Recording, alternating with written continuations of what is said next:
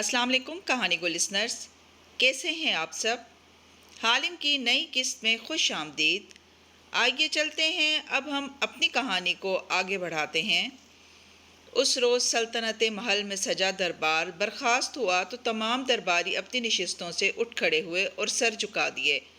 मुर्सिल शाह अपनी कुबा झटकता उठा और लंबे लंबे ढक भरता चबूतरे के जीने उतर के पीछे आया, फिर सीध में चलता गया। दरवाजे खोल दिए गए और सूरज की तेज़ रोशनी का रास्ता वाह हो गया। सुल्तान मुर्सल धूप से मुनव्वर बरामदे में आया तो देखा सामने सीढ़ियों से ऊपर सतून के साथ वो खड़ी थी। सीने पे बाजू लपेटे सतून से टेक लगाए खड़ी वो सोच में गुम लगती थी। सुनहरी गुलाबी बाजुक रंग पहने, सर पे गुलाबी कपड़ा टिकाए, वो माथे पे ताज सजाए हमेशा की तरह खूबसूरत नजर आती थी। वो काफ़ी दिन से दरबार में नहीं आई थी और मुर्सिल शाह ने उसे अरसे बाद देखा था। वो रुक गया, फिर कमर पे हाथ बांधे धीरे धीरे उसकी तरफ कदम उठाने लगा। उसके पीछे मौजूद गुलाम भी साथ हो लिए। शहजादी ने आहट महसूस की तो चौंकी और तेज़ी से घूमी। इस नौजवान सुल्तान को देखा और सर झुकाया।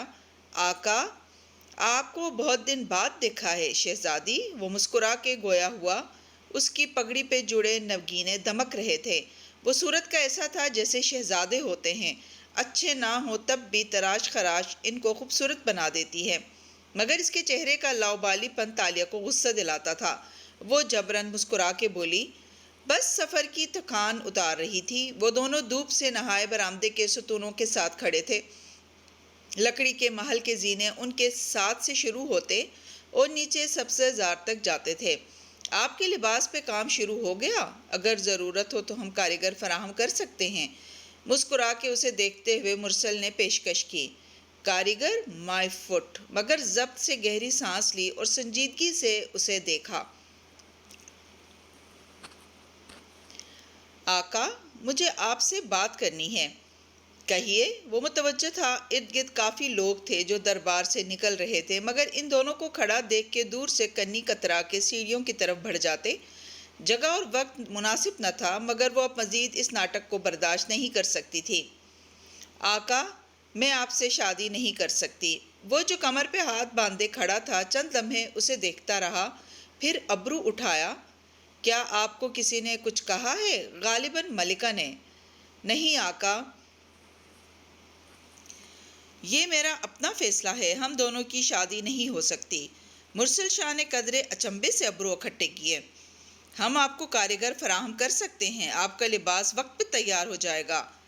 आका, लिबास की बात नहीं है, मैं और आप कभी भी शादी करके खुश नहीं रह सकते। अगर आप मलिका के साथ इस महल में नहीं रहना चाहती तो मैं मलिका को दूसरे महल में भेज सकता हूँ। आपकी पेशकश का शुक्रिया आका, लेकिन मैं ये बात किसी दूसरे शख्स या चीज़ की वजह से नहीं कह रही, बल्कि अपने दिल की मर्ज़ी से कह रही हूँ। अगर आपकी कोई शराइत है तो मैं वो पूरी कर सकता हूँ। आप मुझे तहरीरी तौर पे तमाम शराइत भिजवा दें। तालिया ने बेयकीनी से उसे देखा। क्या वो उसकी बात नहीं सुन रहा था? क्या उसकी समझ में नहीं आ रहा था कि वो उसको इनकार कर रही थी? आका, मैं ये शादी नहीं करना चाहती, ठहर ठहर के बोली। आपकी तमाम शराइत पूरी की जाएंगी शहजादी ताशा। वो फखरिया गर्दन कड़ा के बोला। आप कोई आम औरत नहीं हैं और आपको अपनी मलिका बनाने के लिए मैं आपकी हर शर्त पूरी करने को तैयार हूँ। कमर पे हाथ बांधे वो मुस्कुरा के धूप से सुनहरी पड़ती लड़की को देख रहा था और तब तालिया को एहसास हुआ कि ये 15वीं सदी का मर्द था। इसे औरत के इनकार या मर्जी की समझ थी न परवाह। इस ज़माने में समझा जाता था कि औरत का अपना दिल नहीं होता। वो 2016 का मर्द नहीं था जिसको ज़बरदस्ती और बहुत मुश्किल से ये बात थोड़ी थोड़ी समझ आने लगी थी कि औरत के अंदर वफ़ा, कुर्बानी और मोहब्बत के अलावा भी कुछ होता है, उसका दिल और मर्ज़ी। वो कहना चाहती थी कि वो उससे शादी नहीं कर सकती क्योंकि वो पहले से शादीशुदा है, लेकिन वो नहीं कह सकी। मुर्सिल शाह के पीछे खड़े सिपाहियों की तलवारें धूप में चमक रही थीं। वो दुश्मन के महल में खड़ी उसको नहीं ललकार सकती थी। उसका ख्याल था कि वो इनकार करेगी तो मुर्सिल समझ जाएगा, लेकिन अगर उसने समझना होता तो मलिका उसका निकाह किसी और से क्यों करवाती। अगर आपकी कोई शराइत या सवालात हैं तो आप उनको बिला खौफ व ख़तर मेरे सामने रख सकती हैं। کڑے مراحل سے گزر کے آپ کو حاصل کرنا مجھے زیادہ پسند آئے گا۔ If psychopath! مگر بولی تو محض اتنا، میں آپ کو اطلاع کر دوں گی آقا، اور بس سر چکا دیا تو وہ آگے بڑھ گیا، اور تب تالیہ کو احساس ہوا کہ وہ کیا بول بیٹھی ہے۔ بنگارا ملایو کا 13واں باب ذہن کے پردے پہ کسی فلم کی طرح چلنے لگا۔ اس باب کا نام تھا شہزادی کی آخری مانگ، اور اس باب میں شہزادی تاشا کی 7 مانگوں کا ذکر تھا جو کہ تالیہ نے سر جھٹکا۔ اسے ان مانگوں کے بارے میں سوچنا بھی نہیں چاہیے، کیونکہ جہاں پہلی 6 شرائط مضحکہ خیز اور دیو مالائی کارنامے سر انجام دینے سے متعلق تھیں، وہاں آخری شرط ایک جان لینے سے متعلق تھی۔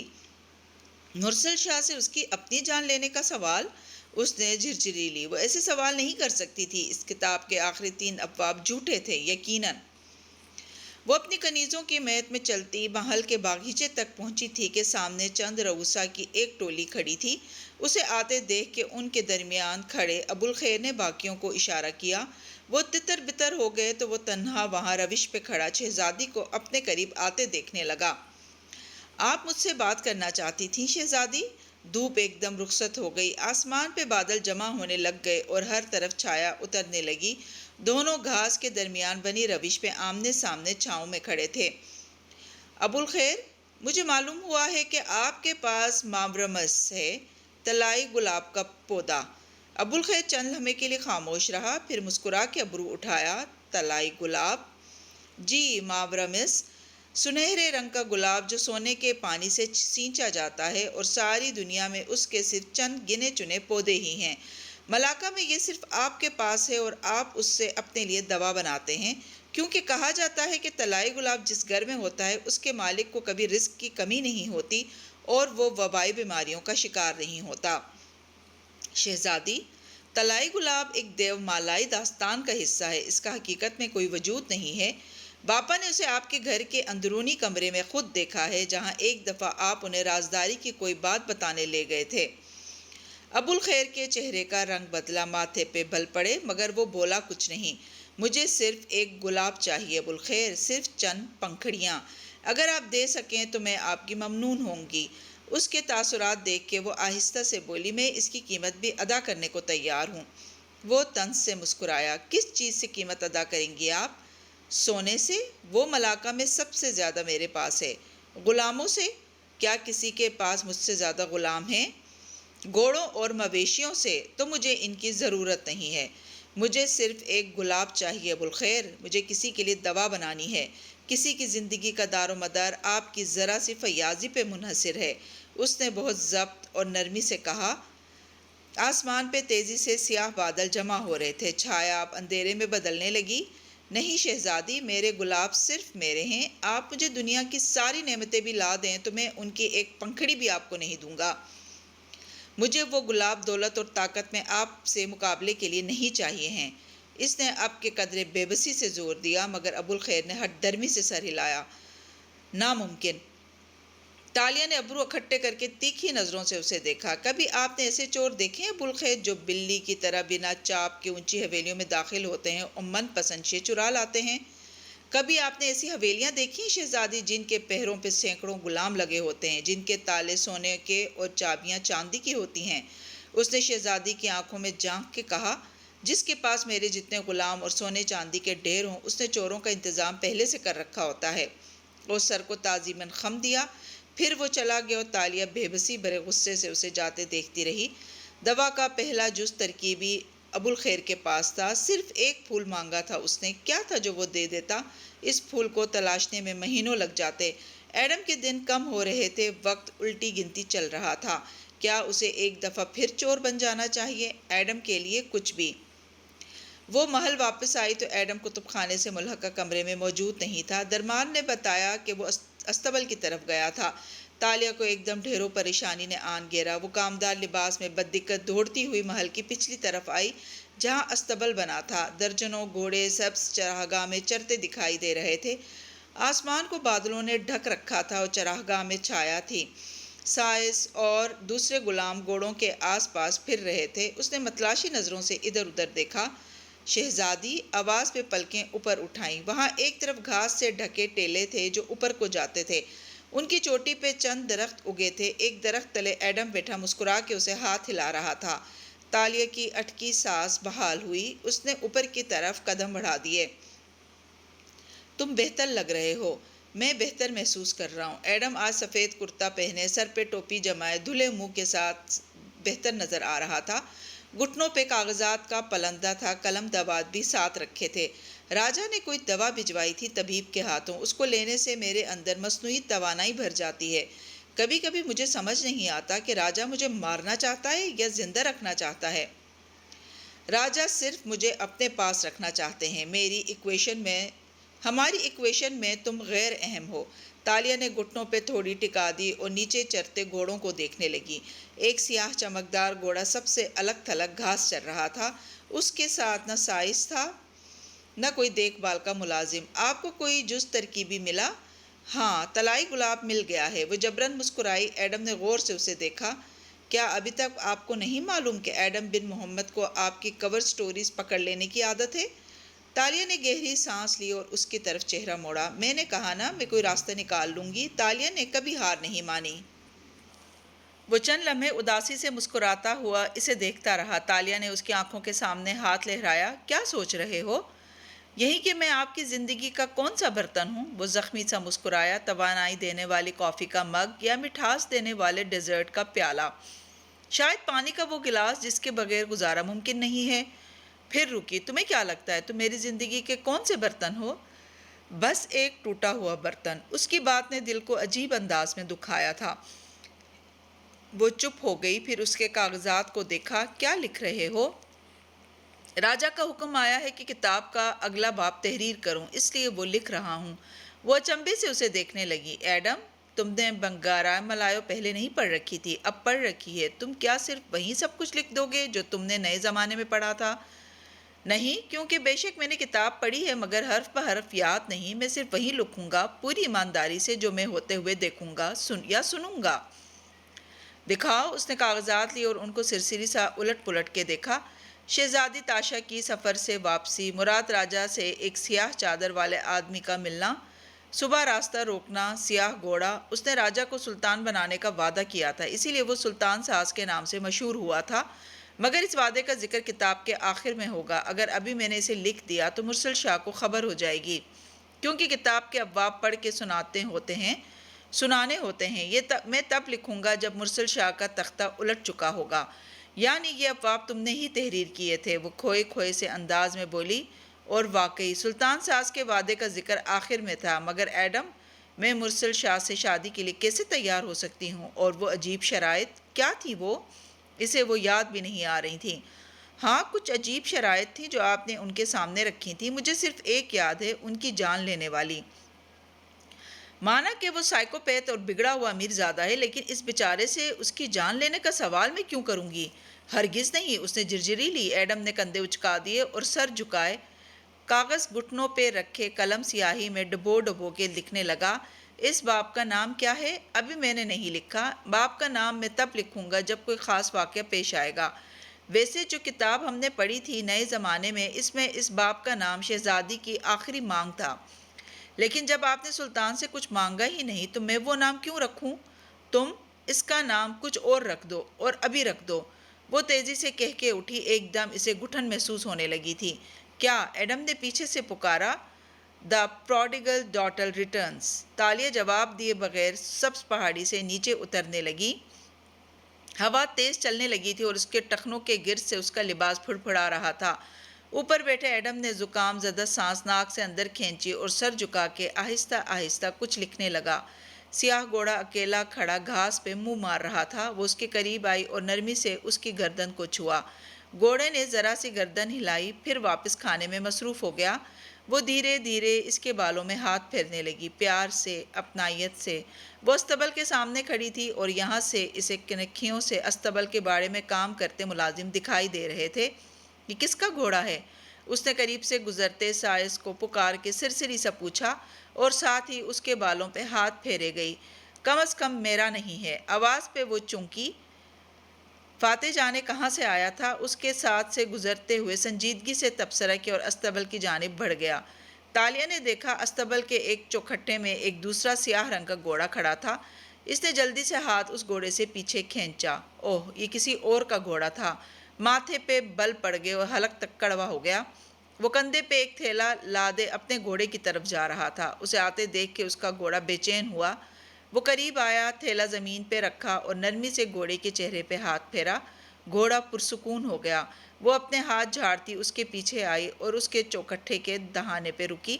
آپ باپا کو کون سی امید دلا رہے ہیں؟ انداز میں خفگی سے زیادہ غصہ تھا۔ پتہ نہیں کس بات کا؟ یہ سوال آپ اپنے باپا سے پوچھیں شہزادی، مجھ سے نہیں، وہ بے نیازی سے کہتا اب تھیلے سے کچھ چیزیں نکال رہا تھا۔ بال ماتھے پہ بکھرے تھے اور کرتے کے آستین موڑ رکھے تھے۔ میں نے آپ سے کہا تھا کہ آپ روپوش ہو جائیں، مگر آپ میری اتنی سی بات نہیں مان سکتے؟ جی، نہیں مان سکتا۔ اور کچھ؟ وہ گھوڑے کے سامنے آیا اور ایک کنگھی سے اس کے بال دھیرے دھیرے چھڑانے لگا۔ آپ کرنا کیا چاہتے ہیں؟ وہ زچ ہوئی۔ یہ میں آپ کو بتانا ضروری نہیں سمجھتا شہزادی۔ وہ اوپر سے نیچے کنگھا لا رہا تھا۔ دھیرے دھیرے گھوڑے کے سیاہ بالوں کی گھریں سلجھنے لگی تھیں۔ آپ مجھ سے اس طرح بات نہیں کر سکتے، میں ہر موقع پہ آپ کے ساتھ کھڑی رہی ہوں۔ فاتح کے ہاتھ رکے، اس نے گردن موڑ کے تالیہ کو دیکھا۔ تم مجھے بتائے بغیر ہماری دنیا سے روپوش ہونے جا رہی تھی۔ میں تمہارے پیچھے نہ آتا تو مجھے معلوم ہی نہ ہوتا اور تم جا چکی ہوتی۔ کیا آپ نے مجھے بتایا تھا کہ آپ نے مجھے بھول جانے کا فیصلہ کر لیا تھا؟ پھر میں کیوں بتاتی؟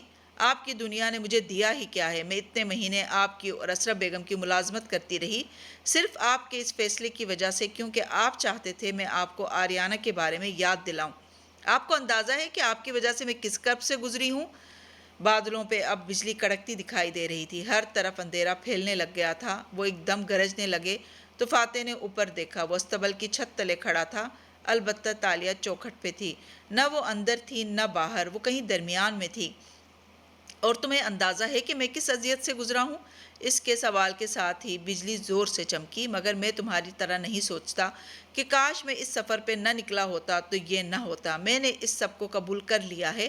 ابھی چند دن بھی نہیں گزرے کہ میں نے اسرا کو کھویا ہے۔ تمہیں یاد بھی ہے؟ اسرا کون؟ وہ اسرا جنہوں نے مجھے قتل کے کیس میں پھنسایا، اور وہ اسرا جنہوں نے آریانہ کا خون کیا تھا۔ وہ غصے سے بولی۔ بادل پھر سے گرجے اور ٹپ ٹپ بارش برسنے لگی۔ اس کے انداز پہ وہ لمحے بھر کو خاموش ہوا۔ ایسے مت کہو، اس نے آریانہ کو نہیں مارا تھا۔ میں نے اس بارے میں بہت سوچا ہے۔ وہ صرف اس کو غائب کرنا چاہتی تھی۔ آریانہ کا مرنا ایک حادثہ تھا۔ جو آخری چیز میں اس وقت سننا چاہتی ہوں وان فاتح، وہ اسرا کی وکالت ہے؟ وہ بیزار ہوئی تھی۔ میں اس کی وکالت نہیں کر رہا، مگر اس کے ہاتھ پہ آریانہ کے اغوا کا جرم ہے، قتل کا نہیں۔ اور جو مجھے اپنی دنیا چھوڑنی پڑی اسرا کی وجہ سے، میں کس کو قصوروار ٹھہراؤں؟ آپ نے ان کی موت کے ساتھ ان کو ہر الزام سے آزاد کر دیا، مگر میں نہیں کر سکتی۔ بارش کی تیز بچھاڑ چوکھٹ پہ کھڑی لڑکی کو بھگونے لگی۔ میں نے کہا تھا میں تمہیں اس سے باہر نکال لوں گا۔ تم ایک لمحے کے لیے بھی مجھے خود کو بچانے کا موقع کیوں نہیں دے سکتی؟ کیونکہ مجھے آپ پہ اعتبار نہیں ہے۔ آپ صرف اپنے بارے میں سوچتے ہیں۔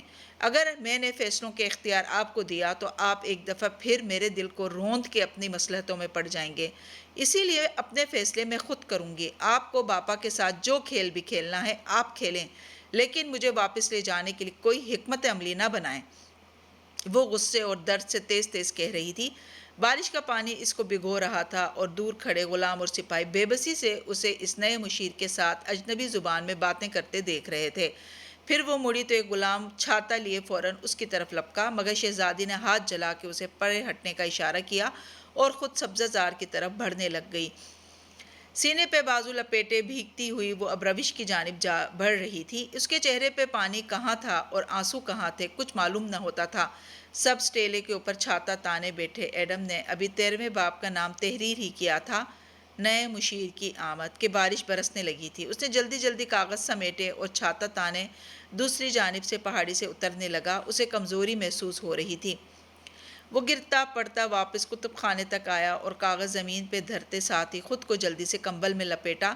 آتش دان میں آگ جل رہی تھی۔ وہ وہیں پیر سمیٹ کے بیٹھ گیا۔ اس کو کپ کپی چڑھی ہوئی تھی اور ایک دم ٹھنڈ سے ہونٹ جامنی پڑنے لگے تھے۔ تھوڑی دیر گزری اور جسم کو ذرا گرمائش ملی تو اس نے زمین پہ دھرے کاغذات کے پلندے کو دیکھا۔ 13ویں باب کا پہلا صفحہ سامنے کھلا تھا۔ بارش کے چند قطرے اس پہ گرے تھے اور انہوں نے باب کے نام کو مٹا دیا تھا۔ ایڈم نے چونک کے اس صفحے کو دیکھا۔ باپ کے نام کی جگہ سرمئی گھیلا دھبا نظر آ رہا تھا۔ آتش دان قریب تھا، اس لیے تھوڑی ہی دیر میں وہ جگہ خشک ہو کے واپس کوری ہو گئی۔ باپ کے نام کی جگہ ایک دفعہ پھر خالی ہو چکی تھی۔ بارش عشاء کے بعد تک برستی رہی تھی۔ بندہارا کے محل کے تمام نفوس اپنے اپنے کواڑوں میں دبک کے بیٹھ گئے تھے۔ سارے دالان اور باغیچے جل تھل ہو چکے تھے۔ بیرونی کمکمیں اور روشنیاں پانی نے گل کر دی تھیں۔ ایسے میں محل بالکل تاریک ہو چکا تھا۔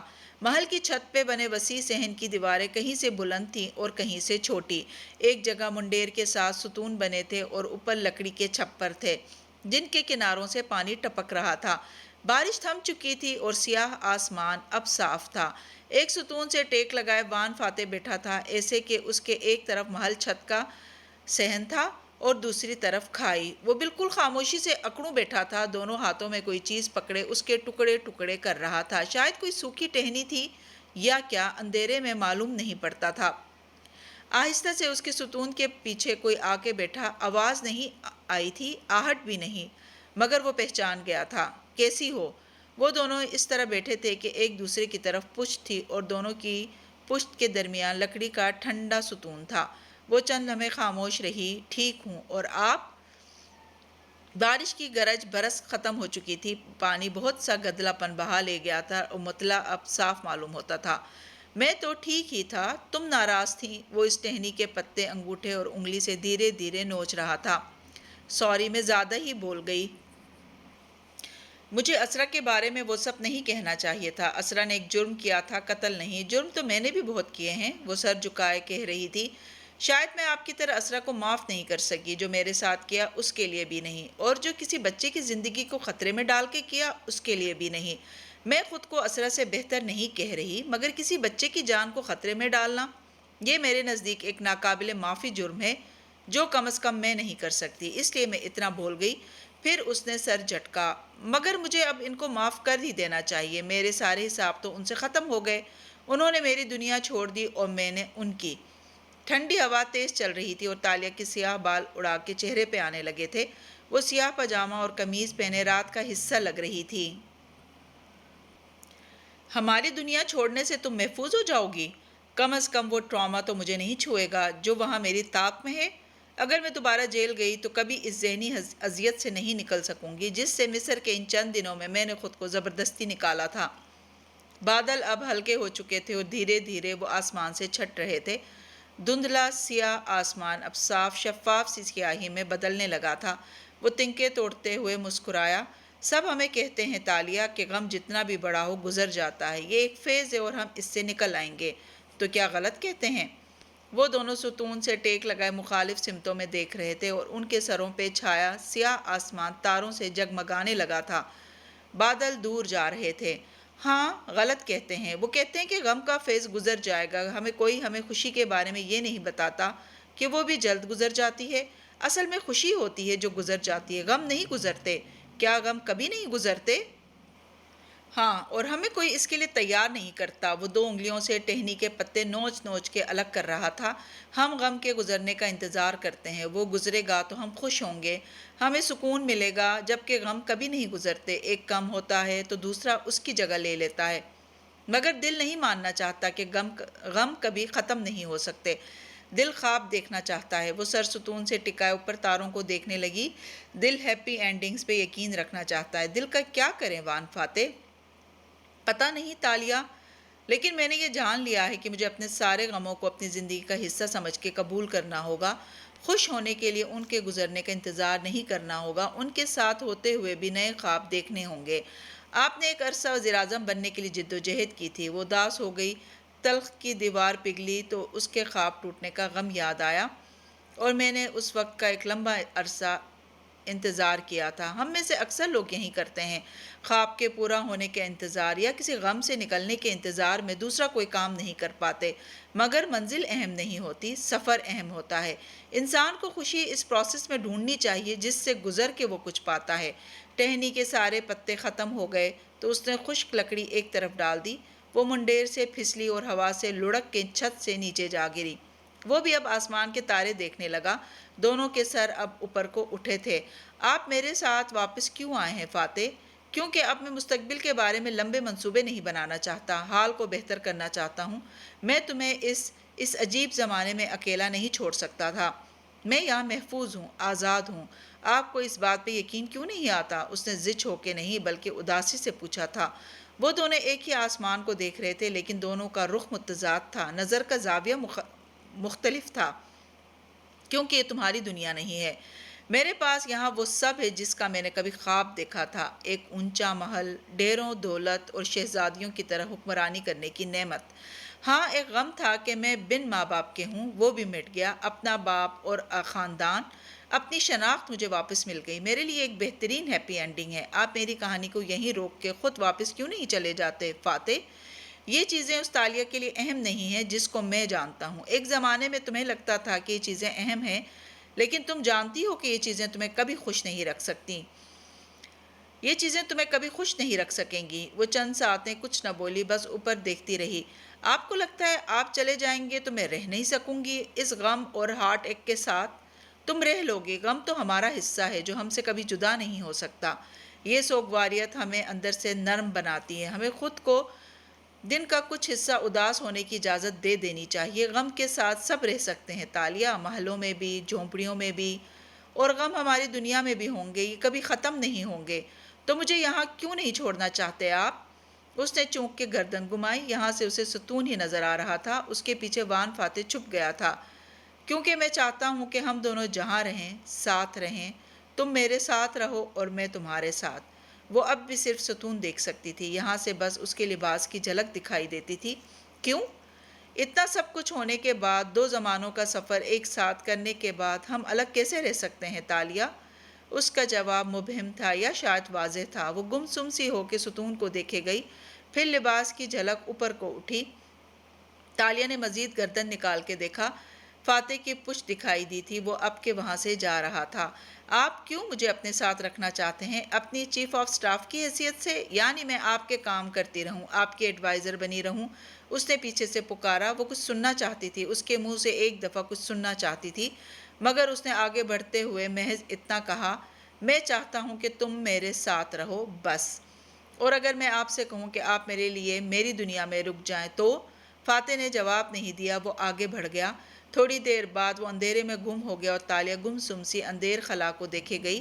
آسمان پہ چمکتے تارے خاموشی سے منڈیر پہ بیٹھی اکیلی لڑکی کو دیکھ رہے تھے۔ صبح فجر قضا ہوئی، سورج نکلا اور اندھیرا چھٹ گیا تو ملاقہ کے بازار کی رونق بحال ہونے لگی۔ دکانیں کھل گئیں، خوانچہ فروشوں نے اپنے ٹھیلوں کی چادریں اتار دیں، ڈھابوں سے کھانوں اور قہوے کی مہک آنے لگی، گویا سارا شہر جاگ گیا اور کاروبار زندگی بیدار ہو گیا۔ ایسے میں سڑک کنارے ایک ڈھابے کے باہر رکھی میز کرسیوں پہ مراد راجہ بیٹھا تھا۔ اس کے سپاہی فاصلے پہ خاموشی سے براجمان تھے۔ راجہ کے قریب کوئی سپاہی نہ تھا۔ وہ ایک ہاتھ گھٹنے پہ رکھے دوسرے سے قہوے کی پیالی ہونٹوں سے لگاتا میز پہ بیٹھے افراد کی بات سن رہا تھا۔ پہلے دکان کا مالک اور 2 لوگ آگے بیٹھے تھے، مگر اب راجہ کو روز کسی ڈھابے میں بیٹھ کے چائے پیتے دیکھ کے لوگوں کے حوصلے بلند ہوئے تھے۔ آج تو صبح ہوتے ہی رش لگ گیا تھا۔ میلے کچیلے قسم پرسی کا شکار لوگ جوش جذبے سے راجہ کو باری باری اپنے مسائل بتا رہے تھے۔ مراد چہرے کو بالکل پرسکون رکھے پوری توجہ سے ایک ایک کا مسئلہ سنتا، پھر قہوے کا گھونٹ بھرتا، پھر عارف کو اشارہ کرتا جو اس آدمی کا نام پتہ لکھ لیتا اور مسئلہ حل کرنے کی یاد دہانی کرواتا۔ عارف ناخوش تھا مگر مجبوری تھی۔ دور بیٹھے سپاہی جن کے ہاتھ میانوں کے قریب تھے اور حسیات چوکنی، وہ بھی بس زبردستی بیٹھے تھے۔ مراد راجہ البتہ بالکل آرام دہ لگ رہا تھا۔ کچھ لوگ اپنے مسئلے بتا رہے تھے، کچھ اپنے حل ہونے والے مسئلوں کا شکریہ ادا کرنے آئے تھے۔ راجہ کی ایک کھلی کچہری ناشتہ ختم ہونے اور چائے کے 2 دور مکمل ہونے تک جاری رہتی تھی۔ آخری گھونٹ بھر کے اس نے سنجیدگی سے سامنے بیٹھے بوڑھے لکڑہارے کو دیکھا۔ میں سمجھ نہیں سکا، اگر تم چند ماہ پہلے بھی اتنا ہی کماتے تھے تو اب پریشان کیوں ہو؟ کیونکہ راجہ اب خرچ بڑھ گیا ہے، محصول زیادہ دینا پڑتا ہے، مہنگائی بہت ہو گئی ہے۔ یہ سب چینی قرضے کی وجہ سے ہوا ہے۔ اس نے گھونٹ بھر کے پیالی رکھی اور قبا کو جھٹکا دیتے ہوئے شکنے درست کرتا اٹھا۔ सब लोग साथ ही उठे। मगर फिक्र ना करो, मैं कुछ करता हूँ। आखिर तुम्हारा राजा ही तुम्हारे लिए कुछ कर सकता है, कोई गैर मुल्की नहीं। जता के बोला तो वो लोग सर झुका झुका के उसे दुआएं देने लगे। मुराद मुबहिम सा मुस्कुराया, इर्द गिर्द लगा झमखटा। सब लोगों का खौफ और उम्मीद के दरमियान मसले बयान करना, फिर उनके चेहरों की खुशी, मगर नहीं खुशी नहीं, इनकी नज़रों की सताइश। एक अजीब सा सुरूर था इस सब में। राजा, एक नौजवान ने जाते जाते इसे पुकारा तो वो मुड़ा। इसे पीछे से पुकारे जाना बुरा लगता था, मगर फिल वक्त वो ठहर गया। नौजवान ने डरते डरते एक रोल शुदा कागज़ बढ़ाया। मैं शायर हूँ राजा, ये कसीदा आपकी शान में लिखा है। मुराद मुस्कुराया और आरिफ को इशारा किया। उसने कसीदा पकड़ा और खोल के सुनाया। वो ज़ुबान और अदब के हवाले से चंद गलतियों और बेज़ाब्तिगियों से पुर था और कहीं कहीं बेवज़न भी था, मगर इसमें दिल खोल के राजा की तारीफ़ की गई थी। मुराद ने इस आदमियों को अशरफियों की एक थैली अता की और अपने घोड़े की तरफ बढ़ गया। मुस्कुराहट उसके लबों से जुदा नहीं हो रही थी।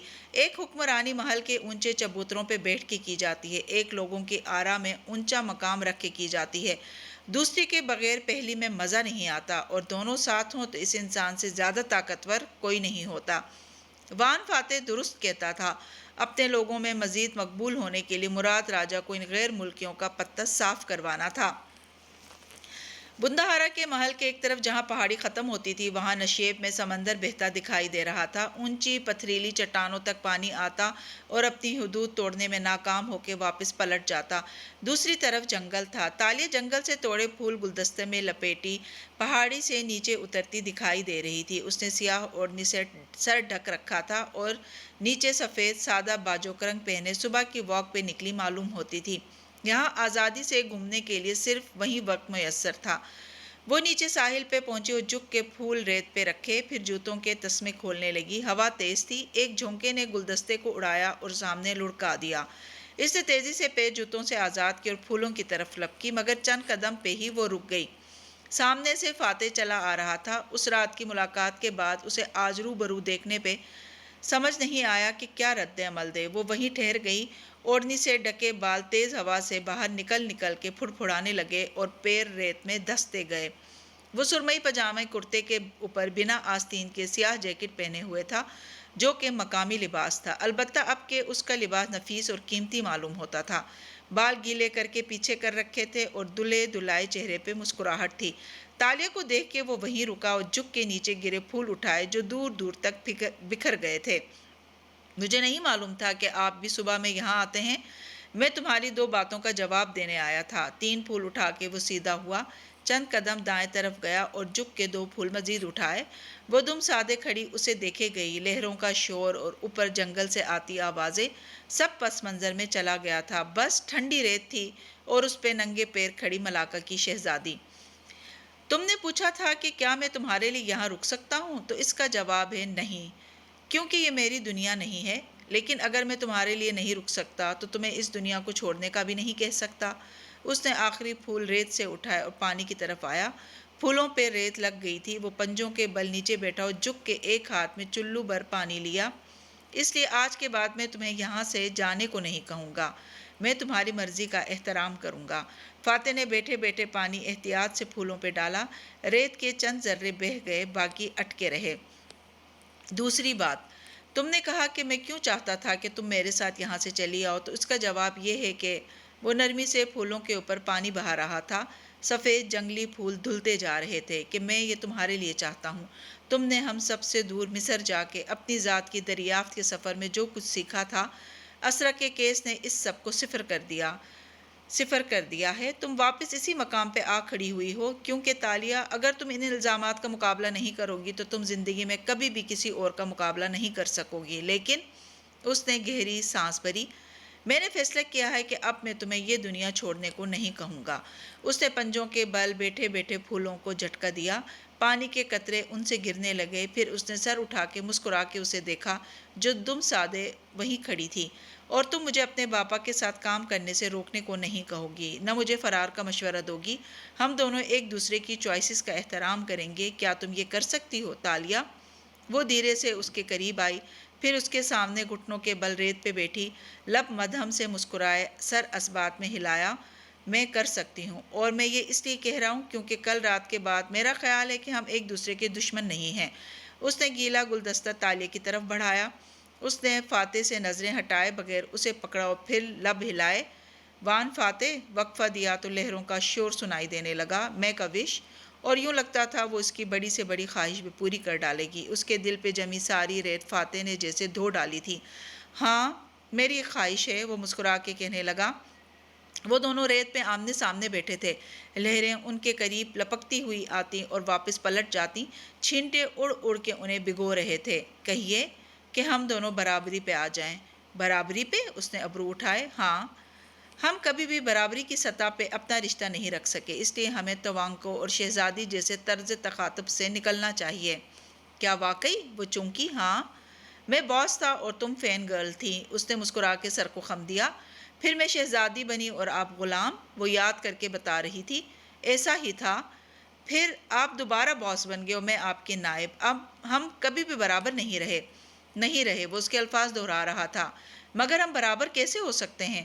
ہو سکتے ہیں اگر ہم دوستوں کی طرح رہیں، ایک دوسرے کے معاملات میں دخل دیے بغیر ایک دوسرے کو وہ جیسا ہے ویسے کی بنیاد پہ قبول کر کے۔ وہ کہتے ہوئے اٹھا تو وہ بھی ساتھ ہی اٹھی۔ ان کے ایک طرف پانی تھا اور دوسری طرف ساحل۔ میں اس دنیا میں سیلیبریٹی نہیں ہوں، تم اس دنیا میں فین گرل نہیں ہو۔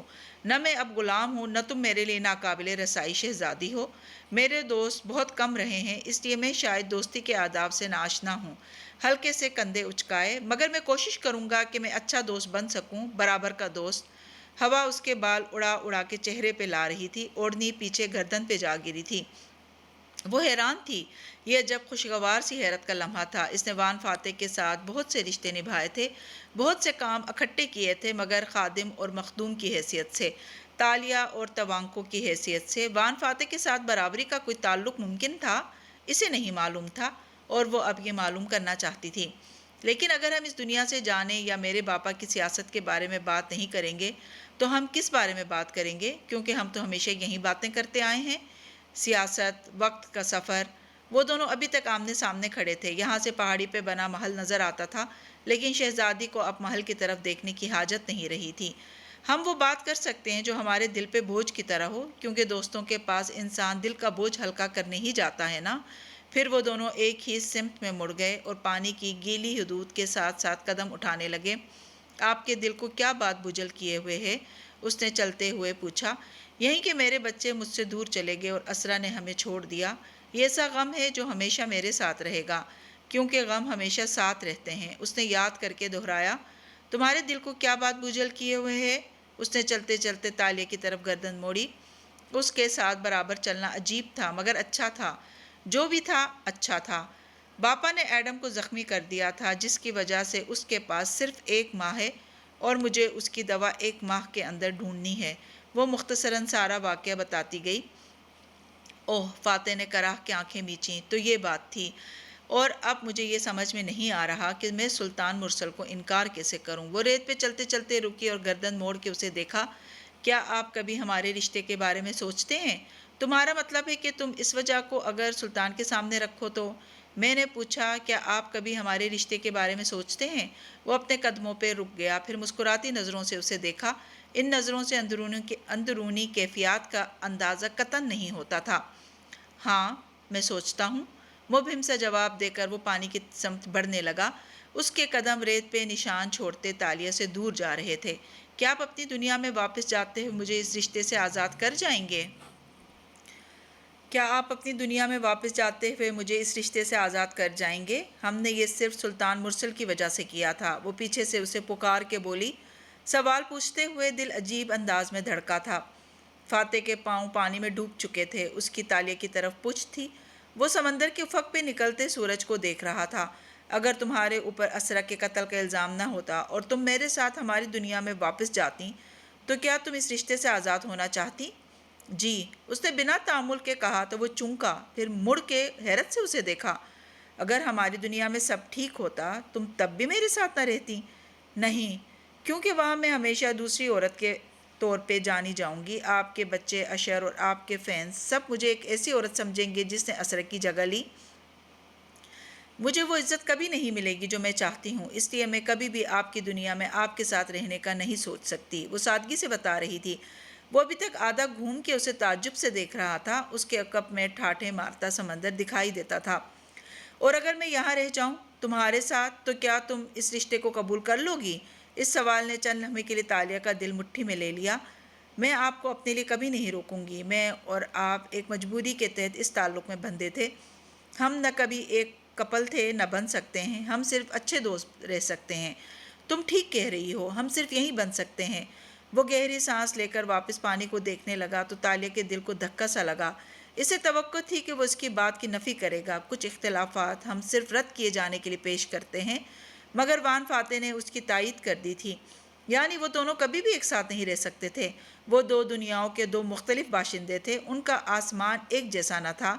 तुम सुल्तान मुरसल को बता क्यों नहीं देती कि तुम पहले से शादीशुदा हो? वो मौजू को वहीं ले आया जहाँ से उसका रुख बदला था। सोच रही हूँ यही कह दूँ, मार तो नहीं देगा वो मुझे? यानी तुम वाकई मलाका की मलिका नहीं बनना चाहती? उसके अंदाज पे तालिया की सारी खुश अखलाकी हवा हुई। आंखें उठा के खफगी से उसे घूरा। माना कि वो मलाका का सुल्तान है, उसके पास हज़ारों सिपाहियों के लश्कर हैं जो उसके एक इशारे पे चांद तारे तोड़ के ला सकते हैं, लेकिन एक लहर उमड़ के आई और उसके पैर भिगो गई। ठंडा यख पानी पैरों को बर्फ़ करके पीछे हट गया और तालिया सुन सी वहीं खड़ी रह गई। वो मलाका का सुल्तान है और मुझसे शादी करना चाहता है, उसने बेयकीनी से दोहराया। फाते बगौर देखने लगा। तो मुझे उससे शादी कर लेनी चाहिए, वो चूक के बोली। क्या हुआ? मगर तालिया ने तेज़ी से अपने जूते उठाए, महल की समत कदम उठाने लगी। गुलदस्ता उसने पानी की तरफ उछाल दिया और ख़ुद आगे बढ़ती गई। क्या मतलब तुम्हें उससे शादी कर लेनी चाहिए? वो नागवारी से उसे पुकार रहा था। तालिया के प्लान हैं, तालिया की मर्ज़ी, शहज़ादी मुबहम मुस्कुराहट के साथ कहती, इससे दूर होती जा रही थी। जी तो कहानी गो लिसनर्स, आज की किस्त आपको कैसी लगी? कमेंट्स में इजहार ज़रूर कीजिएगा और चैनल पर नए हैं तो चैनल को सब्सक्राइब करना ना भूलें। शुक्रिया।